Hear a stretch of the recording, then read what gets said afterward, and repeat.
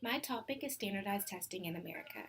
A little background information on standardized testing is that it has been a part of the American education system since the 1800s, and even before that, it has been a part of the ancient Greece and ancient Chinese education system since the 7th century. That is so long to me. I thought that standardized testing or the whatever test you took in elementary school had just was a new test that you were taking and was new and it had never been around before.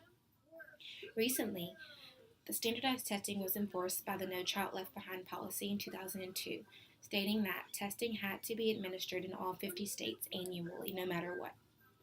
A little fun fact before we get into the debate is about number two pencils. Number two pencils have been around since the 1930s.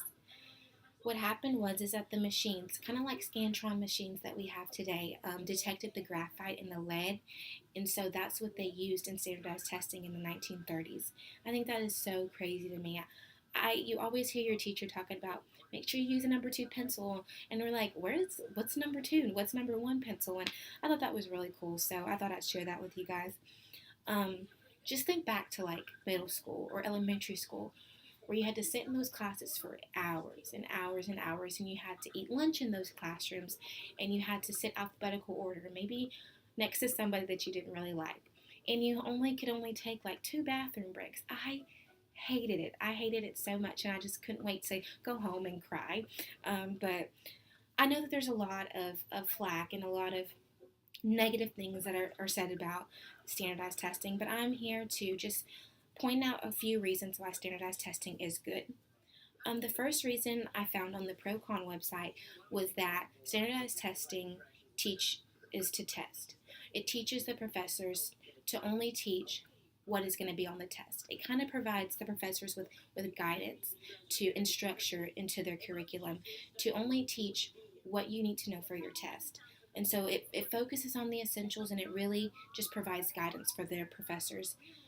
In addition to that guidance, it also eliminates a lot of time wasted, on information that you don't really need to know, and that's just not a part of the curriculum. That's kind of side fluff. It really helps eliminate that, and it also motivates students to do well. Um, when you're pushing that curriculum in their head and you're like, this is important, this is what you need to know, it really helps students realize, hey, I need to know this and this is important, and so I'm going to do well at it. And so it really helps with that. The second reason is that it prepares students for college. With this reason I found was from an education major here at Louisiana Tech, and her name was Brooklyn Robinson, and she was just talking about um, how her class was talking about standardized testing and the good and the bad, and the one that stuck out to her and the one that was surprising to me was that it prepares you for college. It prepares you for those tests that you take in college and after college if you're planning on going to higher education. It helps you for the praxis and the MCAT and the LSAT, that structure and those skills and that discipline. It teaches you everything that you need to know for that, for to do well and to do well in order to have a good future for yourself. If you want to be a doctor, if you want to be a lawyer, if you want to be a teacher, the standardized test that you took way back and that you know how to take now can really help you. The third reason that I found in the Aspen Journal is that it can help your parents look at your progress. It can help them really understand where you're going in your educational career, whether you're a little far behind or you're really far up or you're just kind of staying in the same place. It compares your levels of learning, from elementary school to middle school to high school. It compares, what level you're at. It can also determine your weaknesses. It can determine, where your strong points are and also where your weak points are. As far as your weak points, it can help your parents figure out if you need tutoring or if you just need a little extra help or figure out, what's going wrong in that section or what's going on in that area. And it also can detect learning disabilities. In your writing section, if you have trouble, thinking of something, or you have trouble writing, or you have trouble reading, maybe it's dyslexia, or if you have trouble in your math portion, maybe it's dysgraphia. Things like that can really help determine those. Standardized tests can really help you detect those problems and find solutions for them.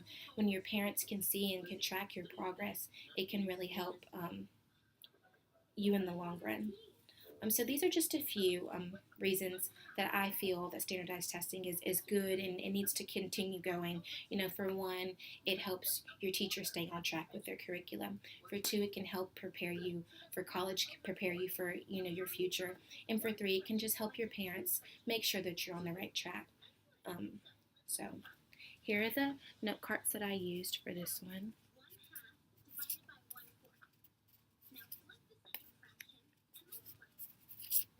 That's it.